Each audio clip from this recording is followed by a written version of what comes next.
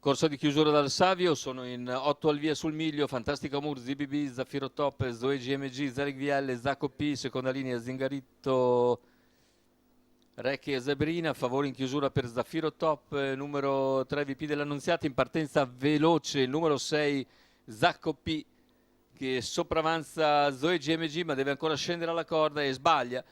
Così Zoe GMG si ritrova al comando, mentre in seconda posizione Numero si 6, sistema Zaffiro Zacco Top P, davanti a Fantastica squalificato. Moore,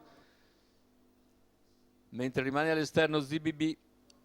Poi più indietro Zingaritto Rec, intanto sfonda in 300 metri Zaffiro Top, che guida al completamento del primo quarto di gara, coperto in 39.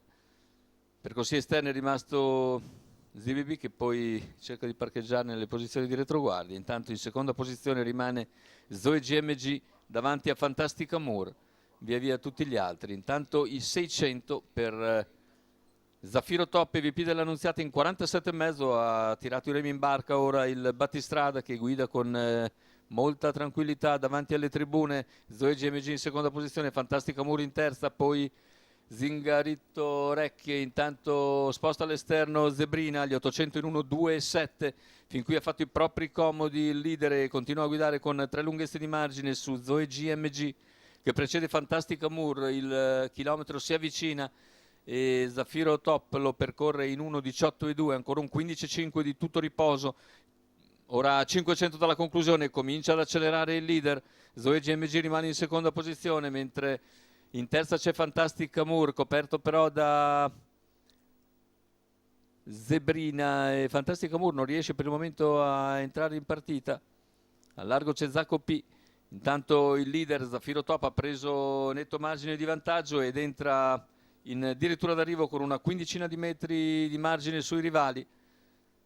Zaffiro Top nel finale viene a concludere, a raddoppiare il successo di 48 ore fa a Modena. Vittoria netta per Zaffiro Top, il secondo per Zelig VL, che finisce molto bene a centropista e piega Zacco P, mentre finisce tardivamente Fantastica Muro al quarto.